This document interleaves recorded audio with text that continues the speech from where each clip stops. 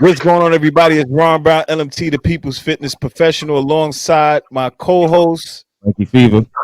and this is a New Yorker's Perspective, the Masonry episode. We got the God Khalil in the building, and of course, the God Sharif Anil Bey in the building. Yeah. We have some questions for you today regarding Masonry. Let's get to it. So, the first question I would like to, first of all, how are you brothers doing this evening? Yeah. I'm blessed. Yes, sir. Yes, sir. I feel like that's a proper way to, greet people, ask them how they're doing. That's you know right. what I mean? Like, we're human. Although this is a show, you know what I'm saying? We're still human beings. So As they say in Islam, assalamu alaikum.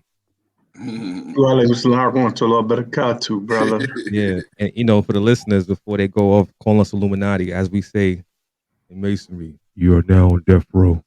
You have sold your soul. Stop playing. So let's go into it. The first question: what are some of the historical figures or events that have shaped Freemasonry, and how does it continue to evolve today? Brother Sharif, you can take that first. Go. Ask the question again. Yeah. What are some of the historical figures or events that have shaped Freemasonry, and how does it continue to evolve today? Good question. There's some people, again, Freemasonry, as an entity itself, you've got people that are ritual that are their focus is on ritual preservation and knowledge. Some are historians, some are whatever, right? I'm not huge on a lot of the history, the details of the history. My brother Khalil is probably sharper than I am on that. But that being said, there's certain key things that for me are important, that are significant in Masonic history. A number of those things we would call, from the institution's perspective, pre-Masonic, right? I think one of the most significant areas for me, or points in time for me, is what some people would call pre-Masonic. So we're talking about the medieval era, the fall, quote unquote, or the persecution of the Templars vis-a-vis Jacques de Molay. For me, that's very significant. That's a very significant time period, right? It's a very significant series of events as it relates to what's going on even today, right? Because it was that conflict between Knights Templar and the Vatican that eventually shaped policies that formed the United States today. The whole concept of separation of church and state came from that conflict. You see what I'm saying? It came from that conflict. The whole, the number 13 being bad luck, and no 13th in some old buildings, no 13th floor, and and Friday the 13th and all that stuff. The third, he gave him the third degree. All that, it came from that particular time period. You see what I'm saying? So that's significant. Also, too, as it relates again to our history of our people, right? The Templars were heavily influenced by what people call melanated people. Heavily. As a matter of fact, it was that influence and that interaction that kind of caused the envy of the Vatican, because it was through the secrets that our forefathers passed to them that they began to amass a huge amount of money and a lot of power and influence. Peace. Khalil, would you like to add on? Yeah, I will add on to his breakdown of the Templars, right? Because he was absolutely correct of the strong influence that was there. There are Manly P. Hall, um, I would say, wrote some exhaustive works when it comes to Freemasonry and the mystery systems. Historically wise, he's an absolute monster.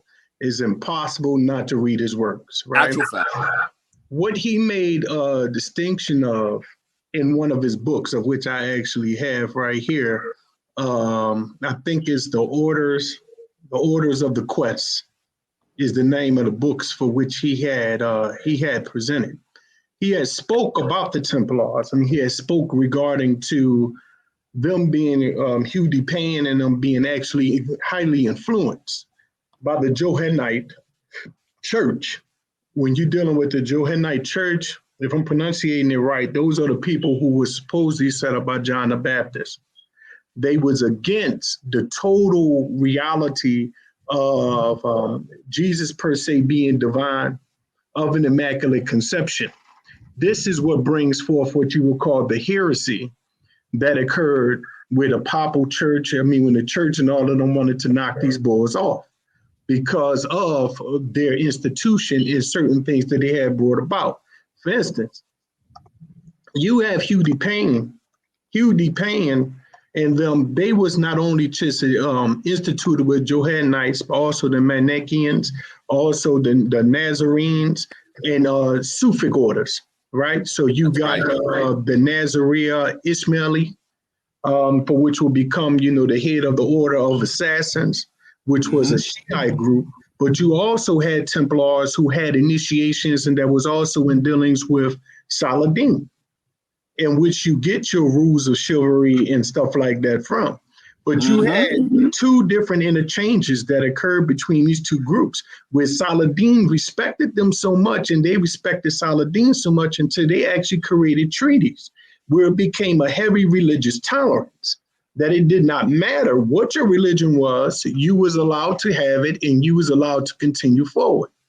But during that time period, Islam is playing a major role in the institution of Freemasonry that is absolutely being ignored by the overall bodies and branches of Freemasonry as a totality, because at this particular point, it is seen as a Christian doctrine, right? As if that was the origin and source code of what will become the Freemasonic body in and of itself, which in pretty much excludes the Islamic position in the esoteric traditions that was going on in the East, where Knights Templars actually became Muslim. Many of them actually became Muslim. Many of them took Shahada, started using the name Allah. Many of them did this, but this was ignored in the greater Masonic scope and scheme as if this did not take place. Right. When in reality, it absolutely did. That's how come it gets interesting when you go to the Knights Templar degree and their inner workings, and they make it appear as if it was a chivalric and Christian order, right? And they would just say they was protecting the pilgrims when they was down there. No, it gets a little bit deeper than that. That's right. Because we do have a quote unquote conspiracy, as they would say, that comes about where these knights are saying, listen, Jesus said God didn't have a son. They are denouncing the Immaculate Conception. They are the actual spook that sat behind the door. That's right. Because they appear to be of the church, but in reality, what they hold in secret would destroy it. That becomes a historical precedent that I think is something very much, to look into. I also have a list of some of the treaties that was made between Saladin and with the Knights Templars themselves. There was even an order cut out for Muslims amongst the Knights of Templars. Wow. That even existed there, right? That is being ignored. You see what I mean? And I have a list of the treaties. I have some of the treaties to be read off, to show and or just give the name in order for there to be a connection so that people can say, this is what's really going on. You know, this is what's really taking place. And the funny thing is, you get into the communication of Saladin and all of that's happening. We're being led to that when you look at Muslim lesson number 1, question answer number 9. That is what that's talking about. That is exactly what they're talking about. And it might lead on a little bit to the shrine, but in that beginning of the history, when it is discussing them studying amongst us from 25 That's to a fact. years and all of that, it's really 35 to 50 years. Right. Right. 35 to 50 years. They are being amongst us. They are being initiated amongst us. And because they are being initiated amongst us, we allow them to do trading amongst us. There you go. What we're talking about in this case, I'd like to jump in real quick, is cross initiations. Yes, absolutely. There were cross initiations happening. Yeah, that's right. And I have, and to support that of what you're saying, I actually have proof for that.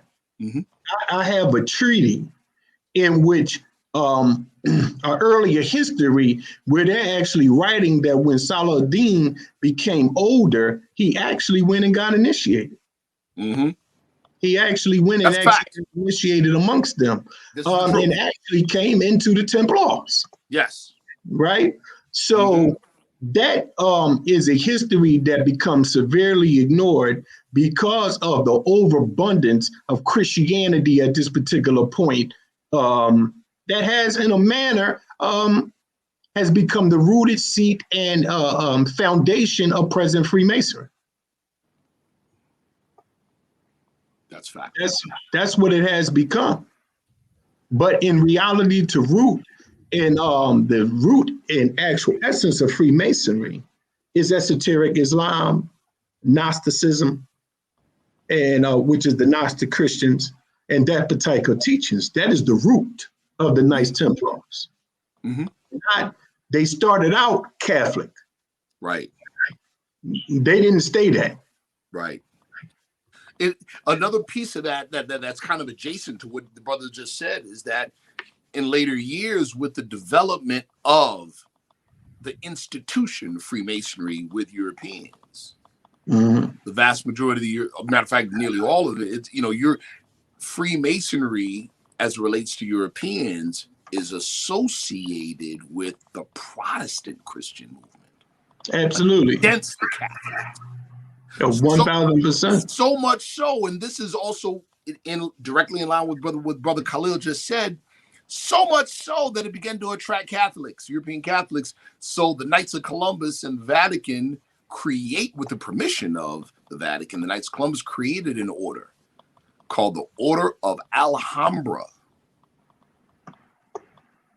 Talk about it. You can Google. They wear white fezes.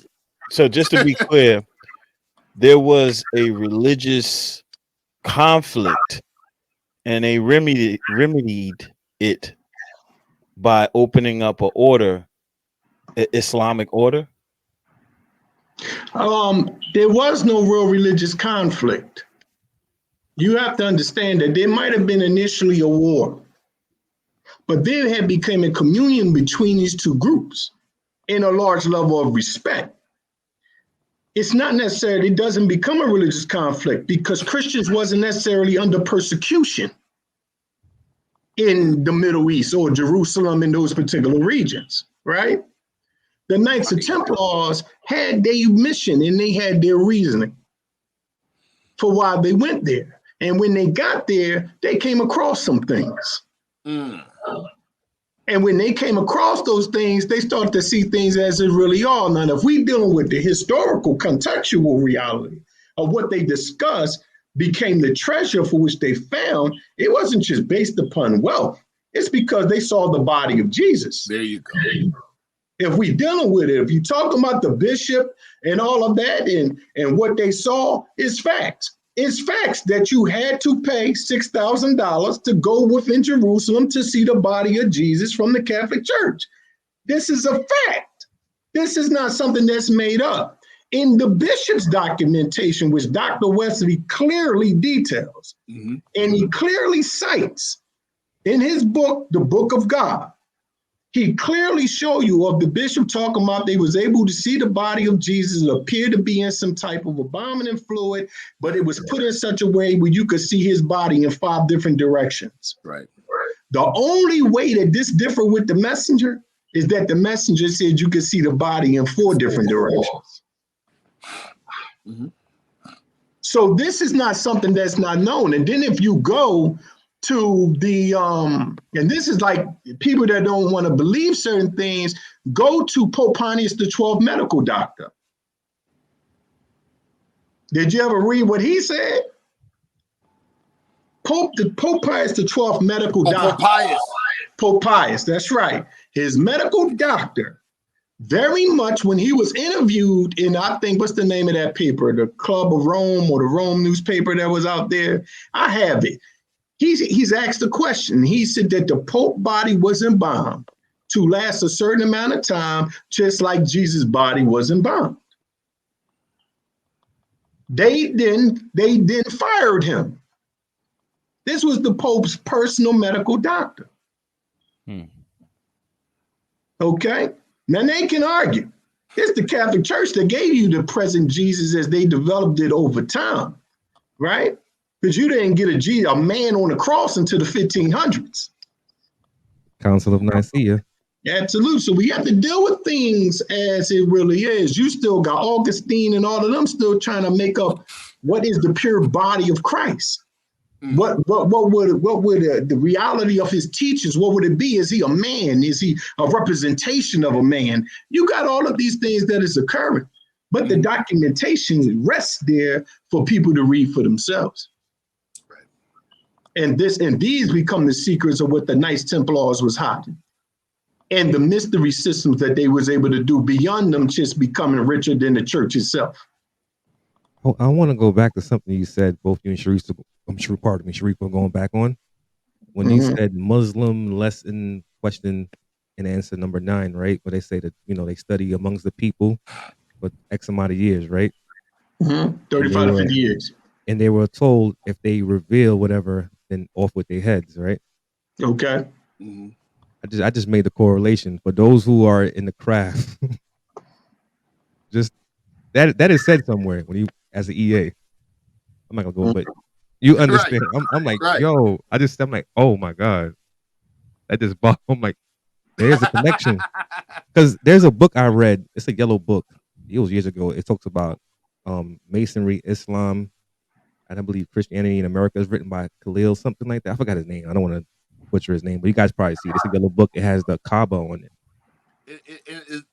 Freemasonry, Islam, and the Islamic destiny, or something like that. Yes, yeah, that's the name of the book. Familiar.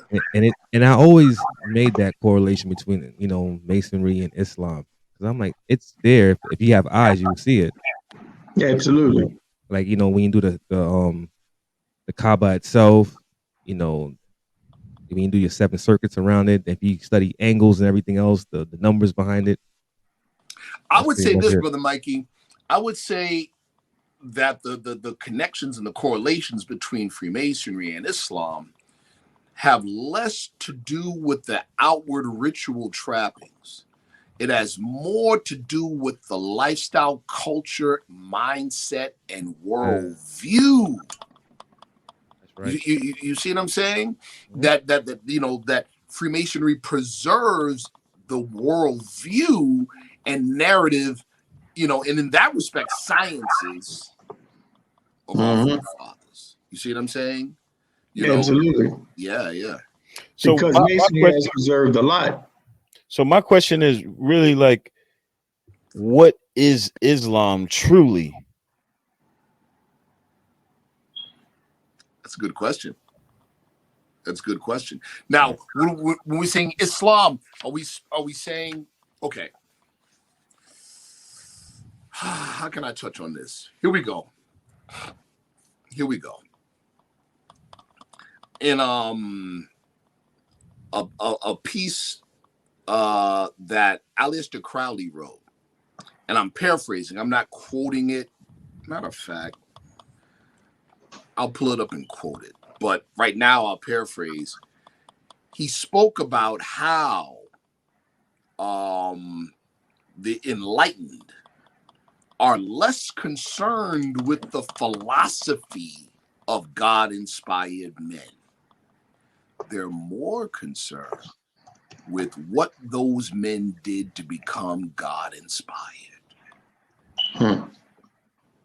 Understand? Absolutely. They're more concerned with what they did to become God-inspired, because the philosophy is a result of the inspiration. The philosophy, thus, is for the uninitiated. Absolutely. You see what I'm saying? I know. You know what they're going to say. Right. They're going to depict what I was. Ooh. Oh yeah, he went out. So just to he might have touched the button. Pardon me out there, the viewers. So if you want to keep going on, and as far as like the Islam, Right. what is So, Islam exactly? Man, I mean, you know, I like how Prophet Joe Ali said it. Islam is a simple faith. It now, but mind you, this simplicity encompasses everything. You know, basically, and I'm paraphrasing, he said it's a simple faith. It requires, you know, basically of man an acknowledgement of the unity of God and the brotherhood of humanity. Absolutely. Sounds familiar, doesn't it? You see what I'm saying? So it's you know, and that's so simple, but it's all encompassing. If we're talking about the unity of Allah, and right, doesn't that include me? Doesn't that include Brother Khalil? Doesn't that include Mikey? Doesn't that include Brother Ron Brown Bay? Yeah, of course. So if it includes me in the unity of Allah, that means there's nothing outside of my reach. That's a fact. But now, being on the plane of manifest, being in flesh, I have to follow the rules. There's a methodology. There has to be a methodology. There has to be steps. There has to be degrees. How about that? Absolutely. You see what I'm saying? That's important. That's important. And right, we're in flesh, right? And we didn't pop into the world with this particular knowledge. It had to be passed. It had to be given. You see what I'm saying? Talk about it, because it had to be given. You see? Because Freemasonry is a system of morality veiled in allegory and illustrated by symbols. Illustrated by symbol. And everything in this universe is based upon that, right? That's a fact. And of course, people, without getting off that topic, because I wanted to share with these actual treaties that do exist, that shows a direct relationship between the Templars and Islam and the Sufic orders as well. But let me say this. Of course, we have the belief of when Albert Pike made the statement between into the pure Luciferian religion being revealed to the 32nd degree, right? So let's deal with this. Just not to get off subject, because people like to say, well, that's devil worship. For one thing, Lucifer does not appear in the Bible. That's a fact. That's the first thing. In the book of Isaiah, what happens is you have a translation of the Hebrew. Somebody translated it within Greek that got translated over into Latin. And what they did of the meaning of the word, they translated it to their point. So if you got the word like phosphorus, they want Luciferum, right? Because it represents light or light bearer or light bringer, right? So that's why you have Albert Pike, who pointed out it's kind of weird for you to get this Lord of Darkness, which is Lucifer, when his name means light bearer. Light bearer. Right? So Lucifer didn't have anything to do with the devil. The book of Isaiah is talking about a prince in Babylon, for which is under a comparison to the morning star, which is Venus. Venus. This comparison is to the light of the sun or God. Correct. Right? So it didn't have anything to do with devil worship. But if you're approaching it from that particular reality, then approach it. Because if we're going to be truthful about it, in the book of Genesis, it is God who's the oppressor. Straight up and down. It is the serpent That is the Yeah, liberator. That's liberating us from ignorance into the knowledge of self. It is the God that's in the book that's saying, yo, don't let them eat from that tree, because then they will be equal to us. So that sounds like an oppressor to me. Right. That's not somebody attempting to set us free. That's somebody attempting to oppress us so that we don't reach the heights of our mastery. Right. That's what it looks like. Think about it. What would be the need? And I'm speaking from the Christian paradigm. I'm speaking from the Euro Judeo-Christian paradigm. Right? John, first chapter, Gospel of John, first chapter, first. In the beginning was the Word was with God, and the Word was God. Same was with God in the beginning, it says, right? Of course, Judeo-Christians interpret that as Jesus, the person, was there in the beginning. We do not agree with that. But going from that perspective, there'd be no need for a Jesus if he had not, Adam had not eaten the fruit. So that made the serpent absolutely essential, even in their paradigm. Even in their paradigm, it made the serpent absolutely necessary. polarities. We need that. Yeah. And not no darkness without light, and vice versa.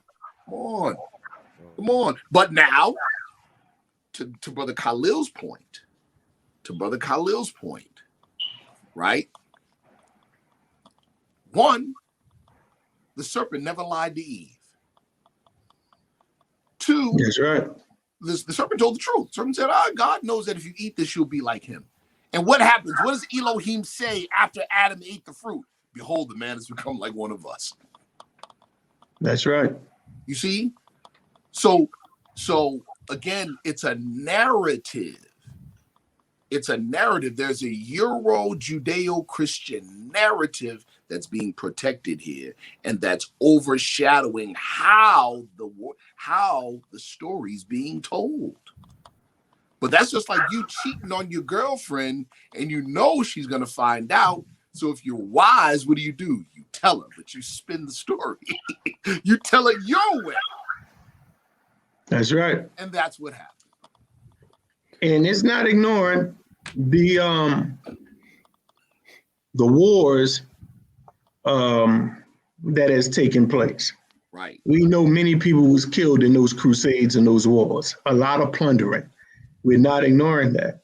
But what we are saying is a certain branch of those individuals became severely initiated into our systems. It's the truth. And I'm going to show you something. This is from a site which anybody can go to. It's called Knights Templar order.org. I've been visiting this site for years because these boards give you every treaty that was between the Muslims and between them. Now, let me show you the tolerance of what the Templars want to becoming. This is from the Temple Rule of 1129 AD. They call the hierarchical pronunciated rules added from 1150 to 1250, hierarchical rules.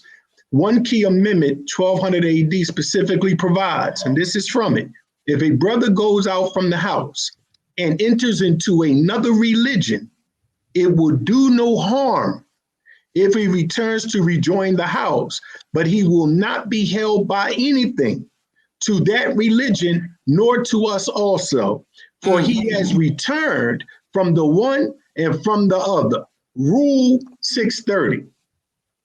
Did the Catholic Church believe that stuff? Right. You left the Catholic Church, you was out of here, right? That's right. But here you have an entire rule because of their initiations amongst us and from the truth that they are learning, where they are gaining some form of balance. Come on. Right? So they have more treaties pertaining to them. Look, they citing it. In 1167 AD, during a truce, Saladin met in the camp of King Margaret of Jerusalem, outside of Alexandria, with the Christian knight Humphrey of Tehran. Saladin requested for his newfound friend to acquaint him with the principles upon which this renowned organization was founded and the manner in which knighthood was acquired. With such enthusiasm for its fundamentals and with the glow of sympathy inspired by their newfound friendship, it was natural that the pupil Saladin should ask the instructor grant initiation into their order. This is Saladin being initiated into the Templars.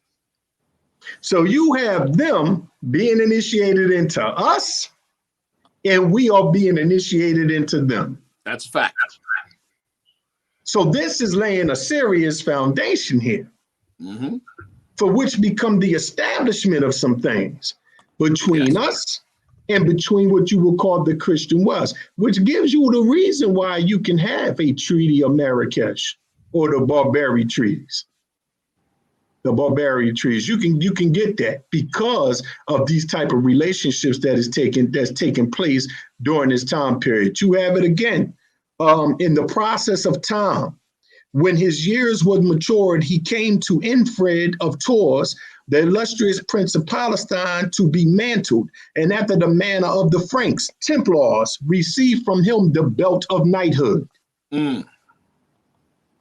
This is occurring. This is documented. They are ignoring that there was relationships that took place between these two. That's a fact. And that there was wars that took place where we killed on both sides. And I'm not going to lie, they were barbarians. Yes. Before they were initiated amongst us, and we began to raise them and give them civilization of which they lacked. Because if we know we initiating them in to do business with us. When you read the works of our church ward, and he came amongst the pygmies, he said that he put down signs. Our church ward documents this. Signs and symbol of primordial man. That's right. He clearly documents that when they came amongst them, they was amongst them pygmies, and they start putting Masonic signs on the ground. He said the pygmies already had the signs. They already had the signs. And then he responded, and they said he wanted to know certain things. They said they had to initiate them in their lowest degree in order to be able to share or commune with him about the secrets. So if we really looking at it, this is how it moves. So when we are looking at lesson 1.9, we need to look at that very carefully because we're looking at it allegorically when he is telling you a historical precedent. That's fact. And the interaction with these individuals that would eventually shape everything that would eventually come down to us. You see what I'm saying? Brother Ron. So you have, yes, sir. I'm sorry, brother. If you check your phone right now, brother, I don't know if you're able to share the picture I just sent. You see, he dropped again. Yeah, the brother dropped again. He's dropping some. You guys are going. It's going good. You guys are dropping some gems, man. You see the picture I just sent you? I text you. Yeah, I'm gonna try to get it on up the screen. My bad, brothers. That's all right, brother, man. I'm going between pages, right? Getting these writings together, and I want to eating up all of his bandwidth. That's what that is. Yeah. Eating up the bandwidth. So, brother Khalil, I just sent the brother Ron. Hopefully, he can put it on the screen for people to see. Yes, an old commissioned painting of Saladin after he captured Renaud de Chatillon. Oh, you talking about the black man Saladin? Come on, bro. Or as we would say, the dark olive Asiatic. Yes, sir. So I have a question, right? Because I have seen like a few brothers that travel through that Moorish Rite Masonry. They always refer to Angelo Solomon. Angelo Solomon. God. Yeah. God. I don't hear him speak of, not so many speak of him that much. I just started doing some research on him. Saladin, the God Sharif can get into that. Go ahead. No, Angelo Solomon. I don't know that much about him, to be totally honest with you. I don't know a ton about Angelo Solomon. I'll leave that up to those that know more. But now the whole thing with Saladin, and that's of course an earlier time. It's an earlier time. We're talking pre-Masonic from the European institution perspective, right? Peace. But Brother Khalil covered that very well. It's what you had during that time period while fighting, and that's the part that most outsiders have a hard time understanding. You have the Crusades going on at that time. It was the crescent versus the cross, and it was like the brother said, barbaric fighting.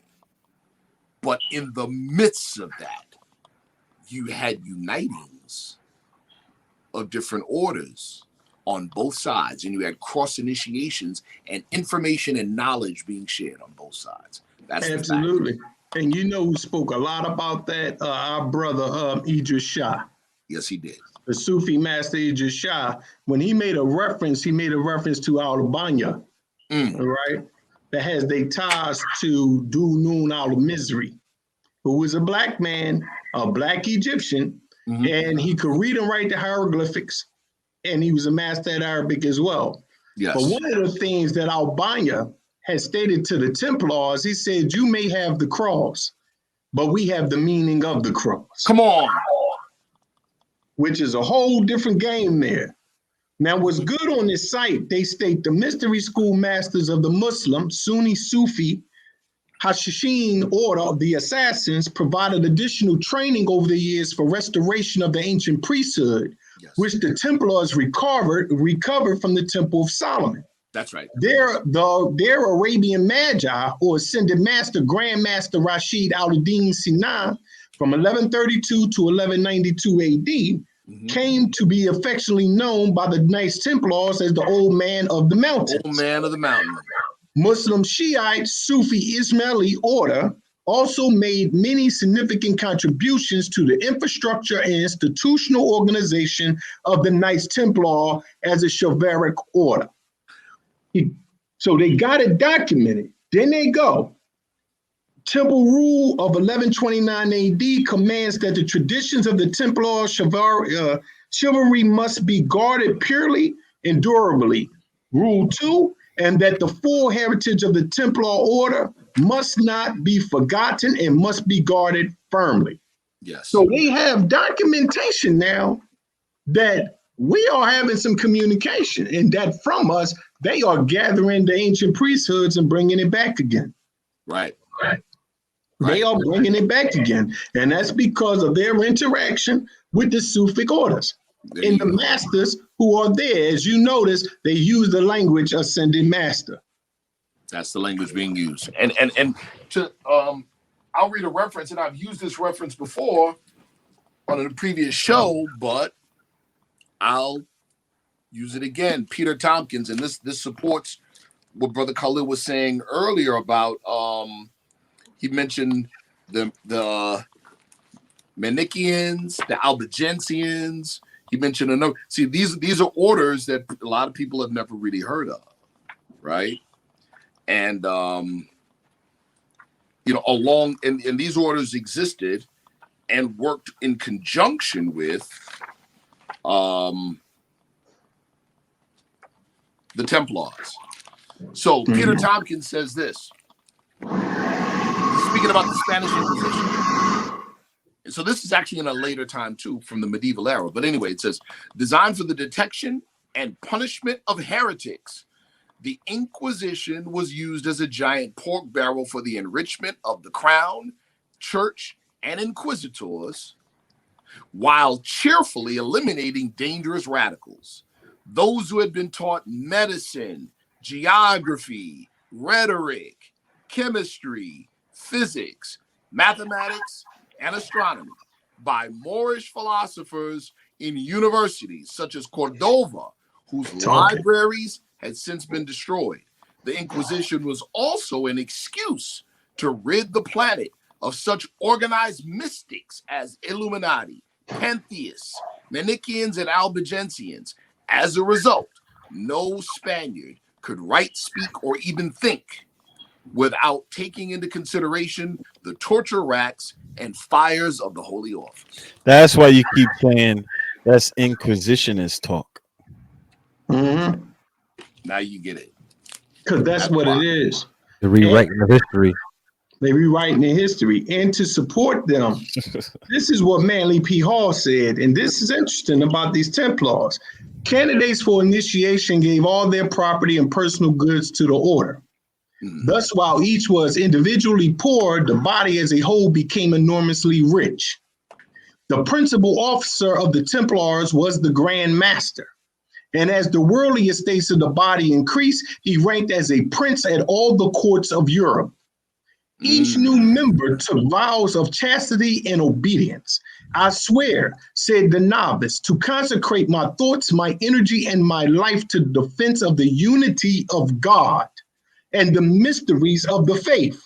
I promise to be submissive and obedient to the Grand Master of the order, Eliphas Levi, Grand Master Eliphas Levi, and several other authors and historians advanced the belief that Hugh D. Payens had been initiated into a strange sect of Christian Johannites then flourishing in the East. The members of this group claimed that they alone were in possession of the inner mysteries of Christ. The supreme pontiffs of the Johannites assumed the title of Christ and claimed an uninterrupted transmission of power from the days of St. John. Johannites. That's deep right there. I wanted to add something that you mentioned Yes, when sir. they say that people had to submit their riches in order to when conversion had taken place, right? I want people to go out there on YouTube and look for this cartoon of it's a Moorish cartoon, right? Where the Romans have taken over and there's an ill Moor where a Spaniard saved his life.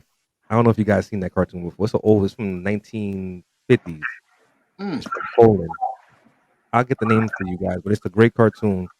And the story is that the people were so obsessed with the riches that as the Moor was dying, he gave the guy that discovered him still want to close the candle and a piece of parchment. He said to announce these words at a certain time, and you will inherit my riches. It's pretty deep, man. I like to see that. The Inquisition is in it as well. I'm gonna send it to you. Yes, Once I sir. find it, I'll send it over to you. You gotta check it out. Yeah, I like to see that. But Brother Ron, that's exactly why you hear me say that all the time. Like, oh, when people talk about so-called conscious people, that 5-pointed star is devil worship. The eye Well, of that's the definitely not the pyramid truth. is That's devil right. worship. Man, that's what the Inquisitioners would say when they would torture and kill your forefathers. See? Teach. The European psychology is deep in all of us. You see what I'm saying? A part of our learning is to exercise that out of us. We're trying to get it out of us, people. Come on, man. Now, right? We have a saying in the Moorish Science of America, and I'm sure my brother Khalil will agree. Is the devil made in the image and likeness of Allah? The answer is no. He is the shadow of our lower self. Talking. Pass away. So, and then we're taught in our teaching that that the only devil that man must be redeemed from is self. Okay, sure, but that devil inside of us makes projections. That's a fact. It makes 1,000%. 1,000%. Yes, right. It makes projections. That is one of the, now, of course, we recognize that's why the term grafted is used in student enrollment. Wait, hold. The word grafted modifies the word devil. See? So the idea is Bless you. The external issue is a reflection of what's inside of us. 1,000%. You see? It's a reflection of what's inside of us. we get rid of what's inside of us or transform or transmute what's inside of us, the reflection goes away. Absolutely, because if they remember, the secret of that is what? The people that was thrown out with Yakub, none of them was white. How about that? But they came back looking different. They was all black, right? Every last one of them. There wasn't no white boys there. There was black boys. And while they was sitting up in the mountains, if they so devil, and they fully devil at the time, then why did Musa come to teach them the forgotten technology? That means that we had a purpose for them. Right. You see what I'm saying?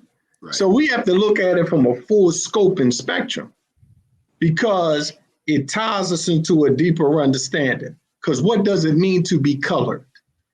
Oh. The Most Honorable Elijah Muhammad said the devil has colored us with his coloring. Ain't that something? And then he said that Allah has colored everything with his coloring. So colored is not necessarily just talking about a complexion. That's a fact. If I give you a white piece of paper and I put a black crayon marker, then I colored it.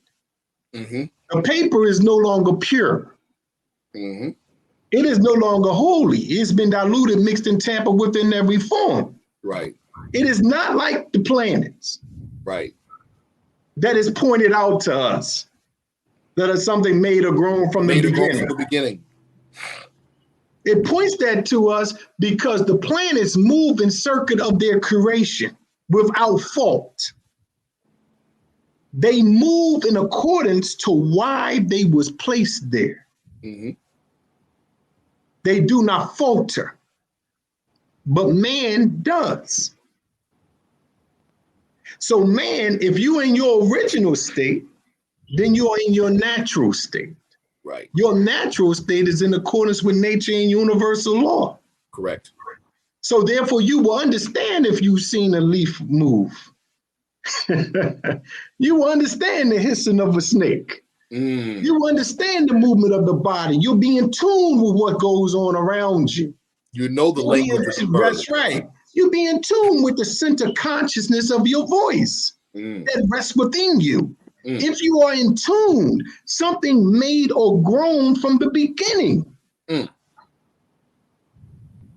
You see what I'm saying? So there's an essence of us that is still made and grown from the beginning. There you go.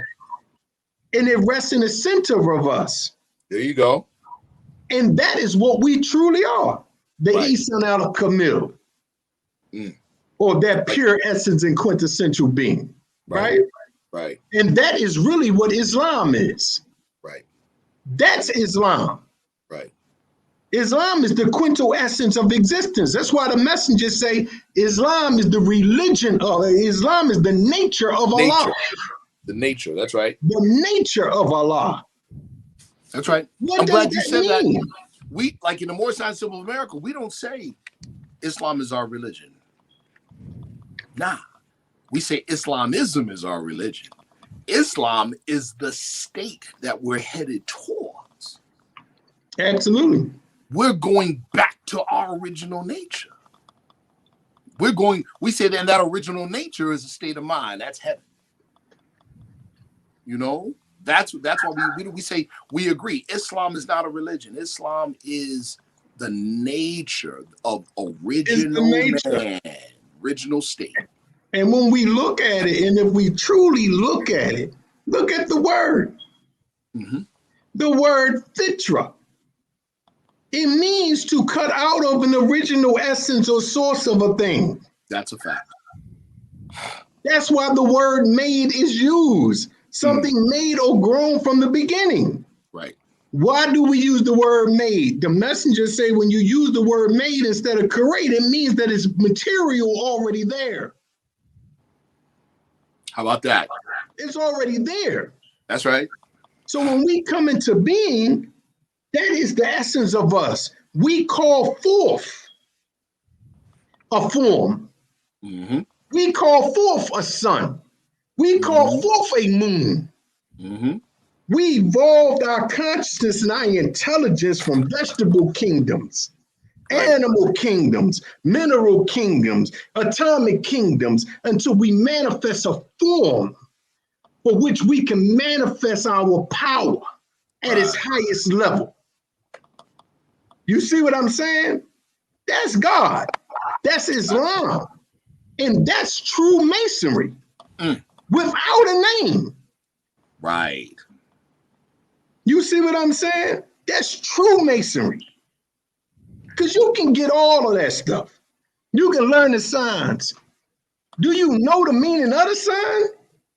Let's go into the signs because someone asked about signs. I can't go but too far. We can talk about it. That would never happen. You gotta get online because I'm not breaking my oath to it. Regardless, you know, this sign right here. The messenger said, I too was once a Mason, so I would not go into their signs. He'll build on the history and he'll break it all the way down if you understand what you're looking at. And he'll take it farther, which is farther than what we seeing if we could really see it. Right. What masonry truly is, right? That is hidden to them in allegory and symbol. Right. But was our natural state of being, right? You respect another man's house, bottom line. That's it. It's just respecting the house. And I'm not going to reveal that, but you have to understand the meaning of your due guard and why your due guard of the EA is placed where it's placed. Come on, bro. How do you use that? Why is it centered at that position? Right. Why there? What does that mean? Right. All of these things have purpose. And what Black people must do is not approach these things as if we are novices of it all. Right. We are the curators of it. Right. It's your craft. But now to that point, Brother Khalil, approach it with the appropriate reverence your forefathers. Absolutely. Don't disrespect it. That's right. Don't disrespect it. That's right. Approach it with the appropriate reverence. With the appropriate reverence. They didn't make it up. Right. They got initiated. Right. We sent our prophets and messengers unto them. When you look at Rosicrucianism ain't nothing but Christian Sufism. That's all it is. That's all it is. That's all it is. That's all it's what they call cleansed because they Christianized it. That's all that it is. That's Christian Sufism. Straight up and down. It ain't nothing more than that. That's right. The oldest form of the Kabbalistic tree of life was found on a statue of a scarab beetle in ancient Egypt that was 5,000 years old. It had the spheres exactly like the present tree of life, Sephirotic tree. Mm-hmm. They same connections, except the difference is that Dayat is shown on their tree, and Malkut is not. Interesting. But on the Western tree that you have today, Malkut is pronounced. Yeah. Dayat is not. And for those who want to know more about that, on the flip side of the coin, you could go lower than Malkut, at least to the goof. Yeah, and that's not a place you want to be. No. No.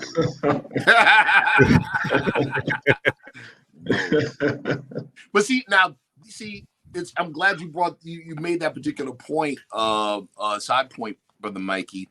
And that goes in, I'll just say this, to the outsider, a lot of people think every Masonic lodge is the same. It's not. It's not. That's like saying every university teaches the exact same thing, and they don't. That's right. Even though they use the same grading system.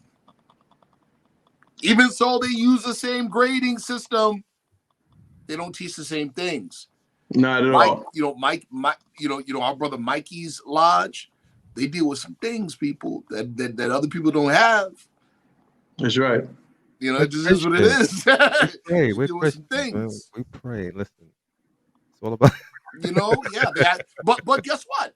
Other lodges have other things too. If you were to go to, for instance, and this has less to do with anything super secret or super. It has everything to do with the society or group that forms the lodge, right? Yeah. If you go in New York City right now, if you go to the Grand Lodge right on 23rd, that big building has a whole bunch of different lodges in it, right? If you want, let's say you want to, you're in the music business. Oh, there's a lodge that's made up exclusively of music professionals. That's where you go. Mm-hmm. See what I'm saying? Mm-hmm. Yeah. It's the truth. And not to get off on that, but for those who want to look more into Islam and the connection to their Kabbalah, because they believe that it's a Jewish Nah. mysticism. Nah. Medieval Encounters number 3 by Michael Migaha. It was no coincidence that the earliest Kabbalistic writings and the work of Sufi philosopher Ibn Arabi appeared around the same time, late 12th, early 13th centuries. Jewish refugees from Muslim Spain were breathing new life into the doctrines and imagery developed by the Sufis in Baghdad and later in Andalusia, That's a fact. creating the new system of mysticism known as the Kabbalah. Kabbalah. That's a fact. Yep. That is the truth. That's There's that mainstream.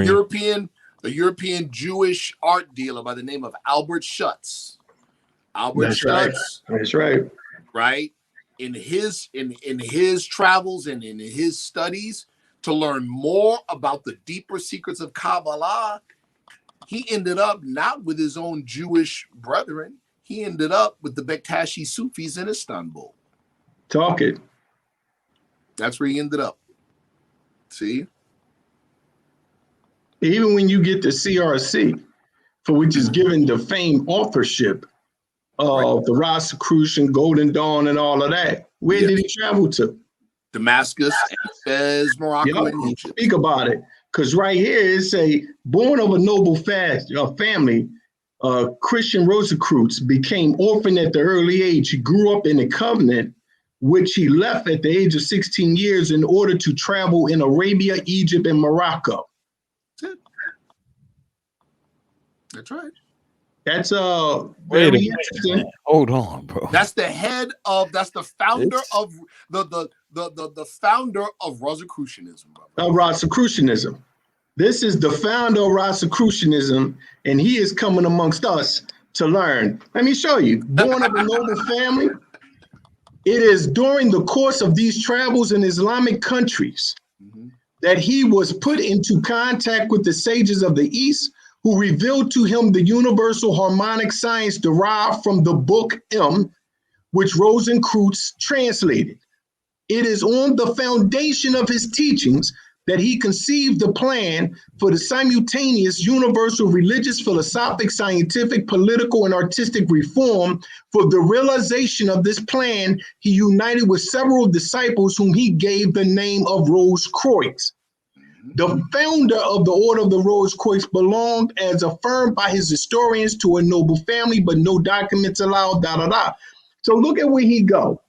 You have the Fama, which I don't want to pull up. It says the Fama tells us that in his youth, he attempted a journey to the Holy Sepulchre with a brother Pal.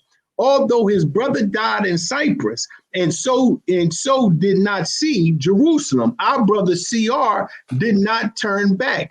CRC did not turn back, but embarked for the other coast and directing himself toward Damascus, wanting to continue by visiting Jerusalem, but died to sickness body. He stopped himself, and thanks to the use of some drugs which were not foreign to him, he received the favor of the Turks and entered into contact with the sages of Damkar in Arabia. What you call that? Look at this.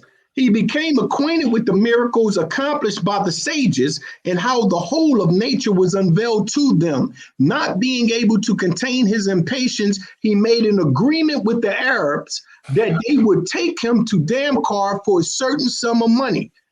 If one admits the date 1378 as the date of birth of Christian Rosencreutz, it is incontestable that the beginning of his voyage to the Middle East is situated in the first years of the 15th century during the Now, he's telling you that this man is coming amongst us. He's coming amongst us during the epoch of Sultan Suleiman.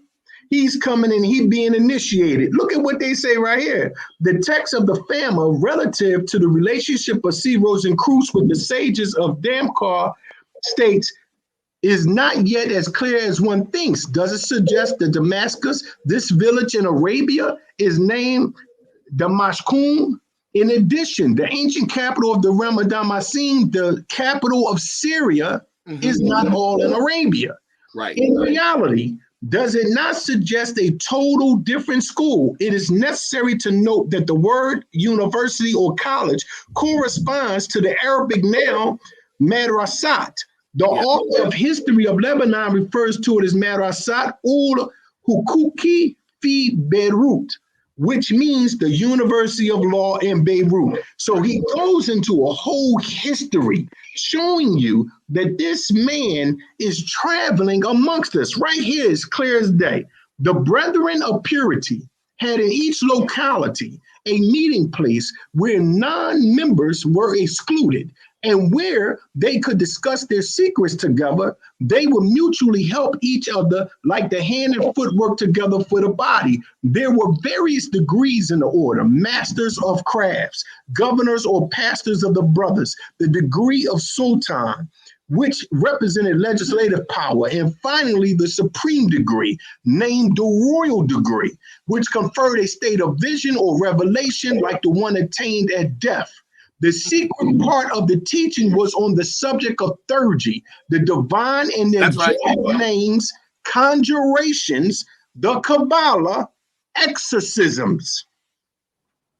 These are Sufis. This is Sufism. The Brethren of Purity different, and then he go into the breakdown. So these brothers was a whole entire order, and we ain't even getting fully into the Sufic documentation and Muhyiddin and all of them and what's going on when he's going in that area at that time. Right. So Islam is the father. Bottom line. Of Rosicrucianism. Bottom line. That come from us.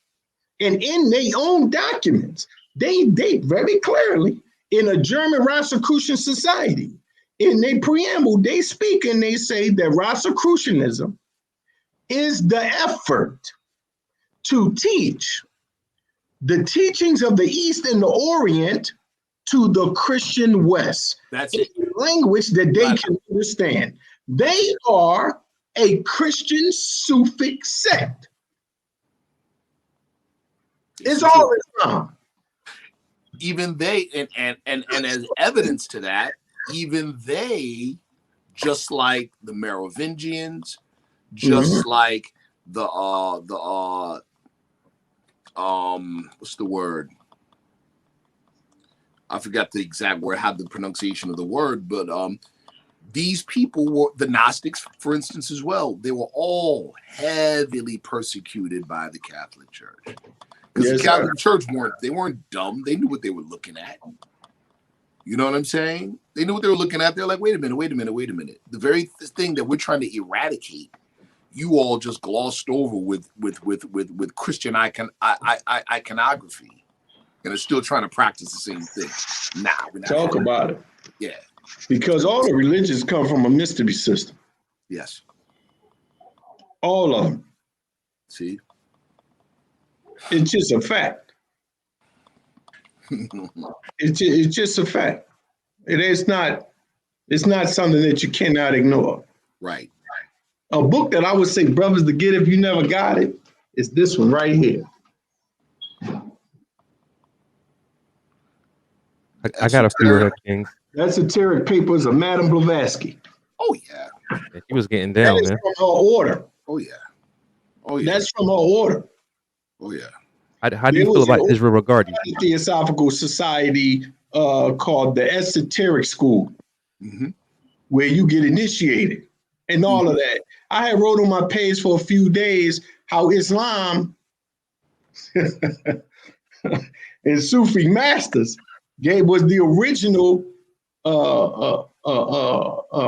formers of the Theosophical Society.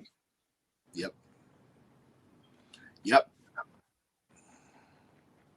Jalaluddin al-Afghani. Yep. He was also a Grand Master of the Brotherhood of Luxor, the Hermetic That's a Brotherhood of fact. Luxor, That's and a fact. Sufi master. And That's he was Blavatsky's mentor at one time. That's fact. He was Blavatsky's mentor at one time.